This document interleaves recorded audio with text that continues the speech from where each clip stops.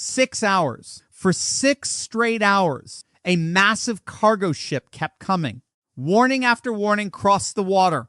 Multiple frequencies, clear instructions, visual signals, sirens, flares, and still that vessel kept moving 16 knots, 17 knots, straight toward a U.S. naval blockade line like none of it mattered. No course correction, no hesitation, no reply. And then came the warning no commercial crew ever wants to hear.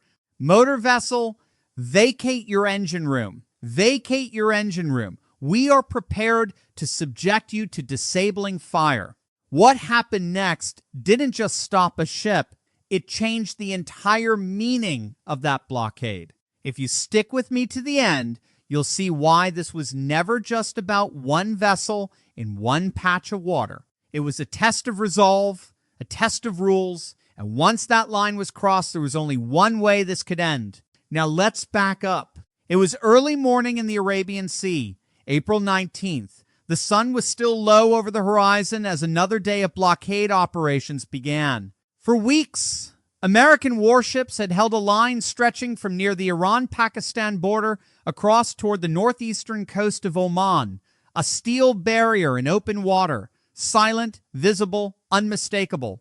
And until that morning, it had worked. 25 vessels had already turned back. Some reversed almost immediately. Others needed a warning or two. But every single one of them got the message. Approach the line, see the destroyers, understand the stakes, and leave. That had become the pattern.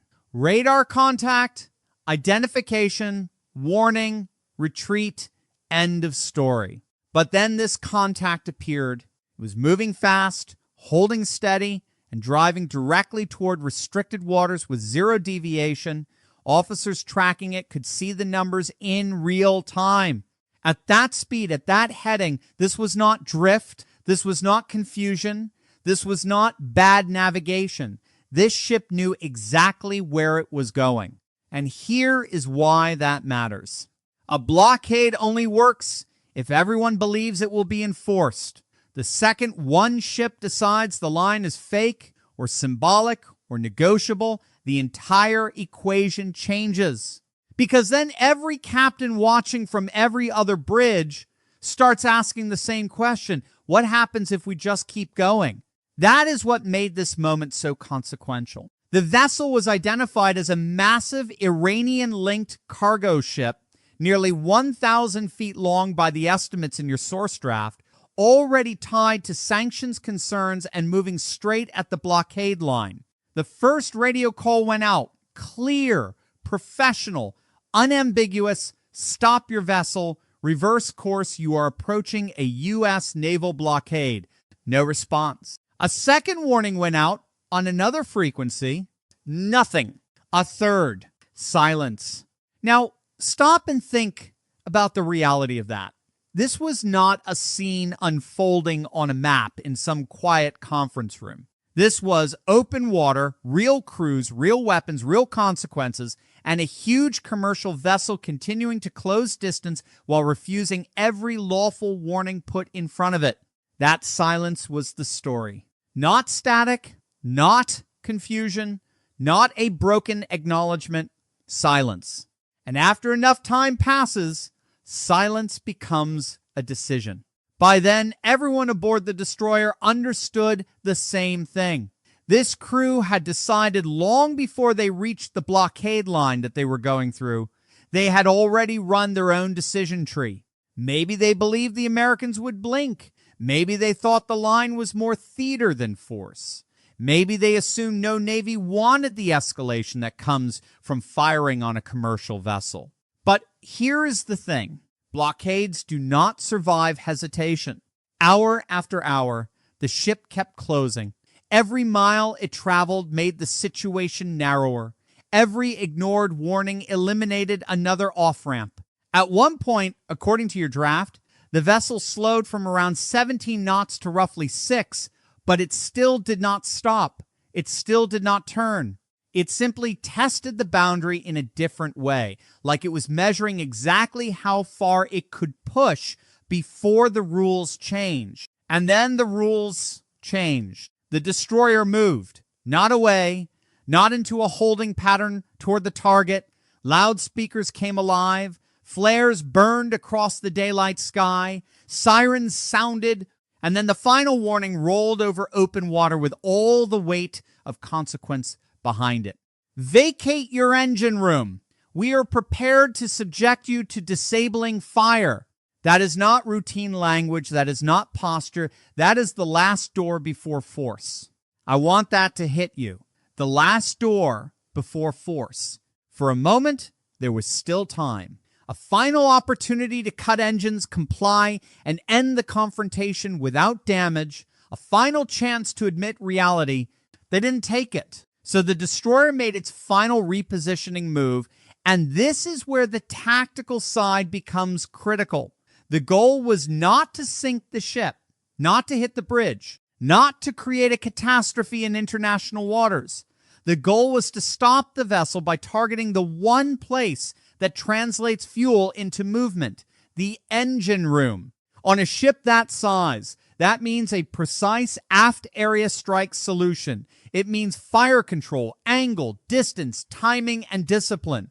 It means the difference between disabling a vessel and triggering a disaster. Then the order came. Fire.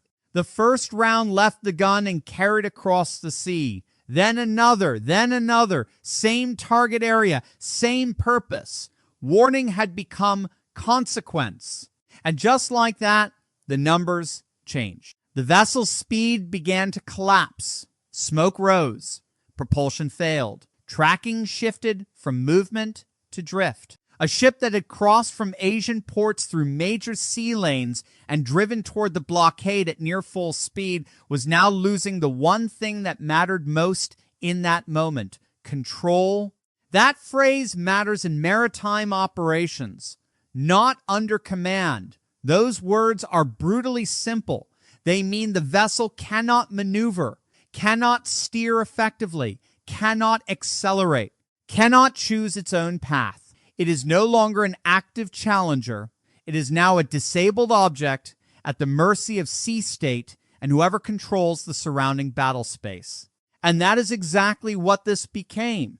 But that did not end the operation. In many ways, it began the more dangerous phase. A disabled container ship is not a tanker with open deck space. It is a maze. Metal stacked on metal, narrow lanes, blind corners, elevated surfaces, choke points everywhere. Every corridor limits movement. Every stacked container creates concealment. Every access point becomes a tactical problem.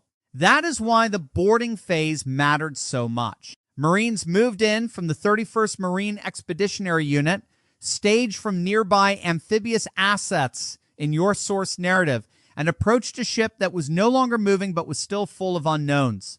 Unknown crew intent, unknown cargo, unknown internal layout in the moment of entry.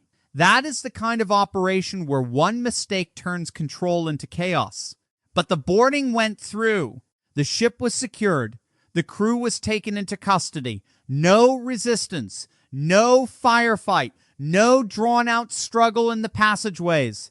What began as a radar contact moving at 17 knots toward a hard line ended with U.S. forces in full control of the vessel.